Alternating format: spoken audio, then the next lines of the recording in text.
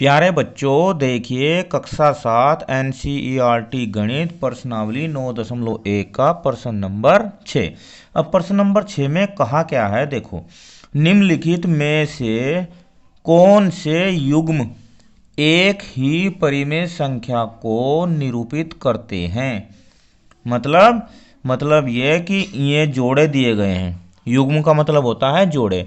अब इन जोड़ों में दो दो परिमेय संख्याएं दी गई हैं। इन दो दो परिमेय संख्याओं में से हमें यह बताना है कि कौन सा युग्म, कौन सा जोड़ा एक ही परिमेय संख्या को निरूपित करता है। यानी अब देखो ये परिमेय संख्याएं, इनके अंश और हर अलग अलग लिखे हुए हैं, लेकिन इनमें भी कुछ परिमेय संख्याएं ऐसी होगी जो एक ही परिमेय संख्या को निरूपित करेंगी। अब इसका सबसे आसान तरीका यह है कि हम इन संख्याओं को मानक रूप में बदल लेंगे। अब मानक रूप होता क्या है, देखो मानक रूप स्टैंडर्ड फॉर्म, इंग्लिश में क्या कहते हैं इसे, स्टैंडर्ड फॉर्म। जैसे मान लो एक परिमेय संख्या 10/15 है। कितनी है? 10/15। तो हमें कोई ऐसा पहाड़ा देखना है जो इन दोनों अंश और हर को यानी कि P/Q को बराबर बराबर काट दें। अब देखो 5 का ऐसा पहाड़ा है जो इसे भी भाग कर देगा, इसे भाग कर 5 दूनी 10, 5 तिया 15। अब इसका आ गया 2/3। अब 2/3 ऐसी परिमेय संख्या है जिसमें अब कोई भी पहाड़ा नहीं चलेगा, किसी भी पहाड़े से नहीं कटेगी सिवाय एक के पहाड़े से। और एक का पहाड़ा ऐसा है जिस अगर इसे भाग देंगे तो जू की तू बच जाएगी सेम। अब हम इन्हें एक एक प्रश्न को हल करेंगे मानक रूप में बदलकर। देखो फर्स्ट -7/21 और 3/9। अब देखो -7/21 में किसका पहाड़ा चला है, जो दोनों कट जाए 7 का चल रहा है। 7 ही कम 7 और 7 तिया 21, कितना आ गया 1/3 आ गया माइनस का। और इधर क्या है 3/9, इसे 3 ही कम 3, 3 तिया 9, यह आ गया 1/3। अब ये देखो ये दोनों परिमेय संख्याएं एक ही परिमेय संख्या है या अलग अलग है। अब देखो ये माइनस का है, ये प्लस का है, तो माइनस और प्लस ये तो बराबर हो नहीं सकते। वैसे इनके अंश और हर तो बराबर है, पर ये नहीं है। इसका मतलब इसका उत्तर हो गया नहीं। सेकंड में क्या है -16/20 और 20/-25। अब देखो इसमें भाग दो 4 से, 4 चौक 16, 4 पंजे 20। इसमें भाग दो 5 चौक 20 और 5 पंजे 25। तो देखो यहाँ पर आ गया -4/5 और ये आ गया 4/-5। अब है तो ये अंश और हर तो बराबर, लेकिन इसमें यहाँ पर माइनस है, इसमें यहाँ पर माइनस है, दोनों ही ऋणात्मक परिमेय संख्याएं हैं।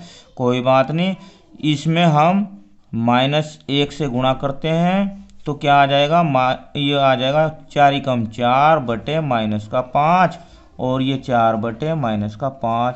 अब ये दोनों बराबर हैं, तो इसका मतलब यह जोड़ा एक ही परिमेय संख्या को निरूपित करता है।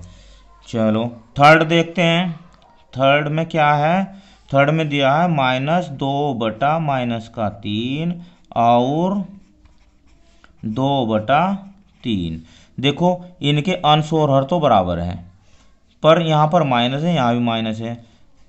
अब जब एक ही दोनों में एक ही चिन्ह है तो इसका माइनस से माइनस गया, इसका मतलब 2/3 और ये भी 2/3। तो ये क्या हो गया, यह भी जोड़ा परिमेय संख्याओं को एक ही परिमेय संख्या को निरूपित करता है। इसके बाद फोर्थ को देखते हैं। फोर्थ में दिया है -3/5 और क्या है -12/20। चलो अब देखो ये तो हो गया -3/5, ये तो मानक रूप में ही लिखा हुआ है।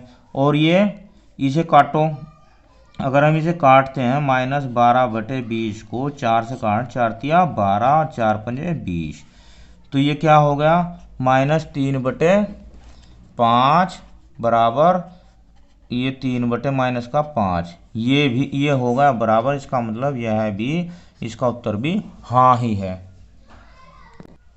अब इसके बाद पर ये होगा इसका फिफ्थ पार्ट में 8/-5 और इधर क्या है -24/15। चलो अब ये तो मानक रूप है, इसमें कोई पहाड़ा ऐसा नहीं है जो दोनों में चल जाए, ये तो मानक रूप में ही लिखा हुआ है। इधर देख लेते हैं -24/15, 3 अट्ठे 24, देखो 8 और 3 पंजे 15। अब ये होगा 8/-5 और ये -8/5, दोनों ही ऋणात्मक परिमेय संख्या है तो दोनों ही ये भी बराबर होंगी। इसका मतलब इसका भी उत्तर हो गया हाँ। और अब छठे में क्या है 1/3 और माइनस का 1/9, ये दोनों मानक रूप में ही लिखी हुई है, लेकिन क्या है कि 1/9 है, यहाँ 1/3 है, इसलिए ये तो दोनों बिल्कुल भी नहीं होंगी, इसके लिए इसका आंसर हो गया नहीं। अब ये लास्ट इसका इसे देखते हैं -5/-9 और 5/-9। अब देखो ये दोनों माइनस माइनस ये तो हो जाएंगे प्लस, 5/9 और ये 5/-9। अब देखो इनके अंश और हर तो बराबर है, लेकिन यह परिमेय संख्या जो है एक धनात्मक परिमेय संख्या एक ऋणात्मक परिमेय संख्या है, इसका मतलब ये दोनों भी बराबर नहीं होंगे। इस प्रकार हमने इस वीडियो में इन सभी जोड़ों में यह चेक कर लिया है कि ये जोड़े एक ही परिमेय संख्या है या नहीं है। और एक बात और, अगर दोनों परिमेय संख्या यानी कि अलग अलग चिन्ह वाली है, एक प्लस की एक माइनस की, तो वे कभी भी एक ही परिमेय संख्या नहीं हो सकती। वीडियो कैसी लगी मुझे कमेंट में ज़रूर बताना। धन्यवाद, आपका दिन शुभ हो।